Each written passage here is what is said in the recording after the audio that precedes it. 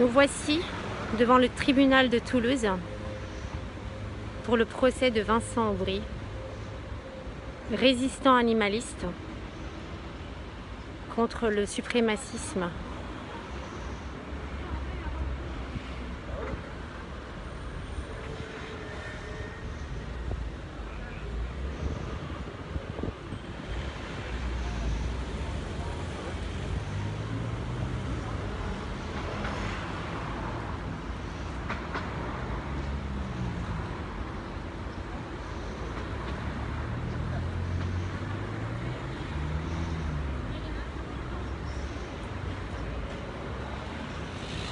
Tiens, maillot.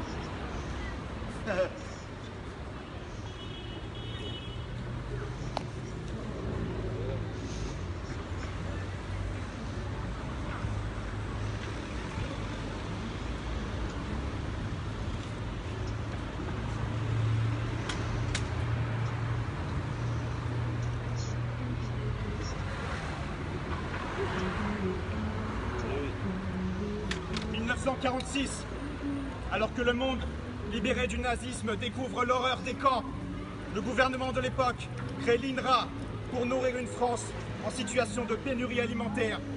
Il va, dans un cynisme ultime, reproduire ce que le monde vient de combattre avec acharnement pendant des années, les mêmes abominations, mais sur d'autres espèces. C'est pour cela qu'aujourd'hui, j'aborde avec fierté ce triangle rouge, symbole de résistance politique au nazisme, au fascisme, au suprémacisme. Car je suis ici aujourd'hui parce que l'État protège, couvre et soutient un système identique. Seules les victimes sont différentes. Mais ce sont eux, les sorciers de l'animalicide de l'INRA, les savants fous de l'eugénisme spéciste, qui devraient passer devant un tribunal de Nuremberg. Nous n'avons tiré aucune leçon de l'histoire. Les chercheurs au service des multinationales de l'élevage voudraient faire naître des animaux sourds et aveugles pour leur éviter les souffrances de ces deux seules étapes qui constitueront leurs quelques mois d'existence. La séquestration en situation concentrationnaire et l'assassinat par saignée, gazage ou électrocution. C'est déjà reconnaître le degré d'insupportabilité de ces conditions. La génétique animale prétend chercher à réduire la souffrance tout en étant à l'origine de ce qui la provoque.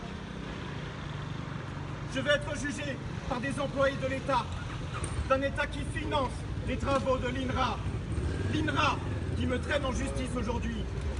Comment croire une seule seconde en l'objectivité de cette justice qui n'en a plus que le nom?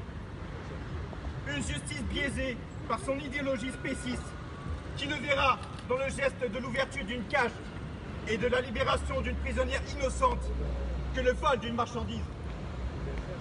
Ce procès est de toute façon clairement un procès politique contre l'activisme antispéciste offensif. Puisque nous ne sommes étonnamment que deux sur le banc des accusés aujourd'hui pour une action avec une douzaine d'activistes présentes.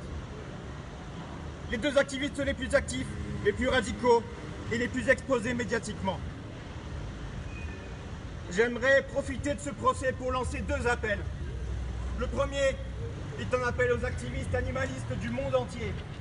La génétique animale doit devenir une cible prioritaire de la lutte antispéciste.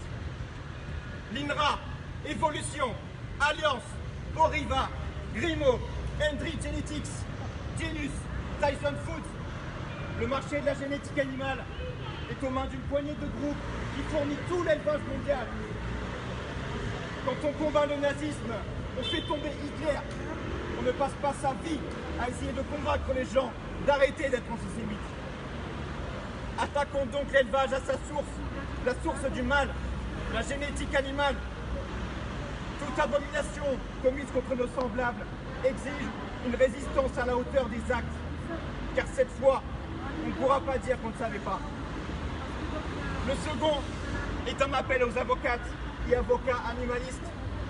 Nous, résistantes et résistants de justice, avons besoin de vous pour nous aider à représenter les plus grandes victimes de l'histoire. Leur donner une voix dans les tribunaux internationaux, créer de la jurisprudence, débarrasser la justice humano-centrée de ses incohérences sur le statut de l'animal et écrire une nouvelle civilisation. Sortez du rang, comme nous, et changez de l'intérieur cette société au regard spéciste qui ne laissera qu'un monde de violence aux plus jeunes générations, qui de toute façon ne peuvent avoir ni espoir, ni avenir sans l'abolition de l'élevage. Vous qui avez prêté serment pour défendre celles et ceux qui en ont besoin, il y a aujourd'hui dans les cages, les hangars et les filets du monde entier des milliers de milliards d'individus qui n'ont jamais eu autant besoin d'être défendus. Merci.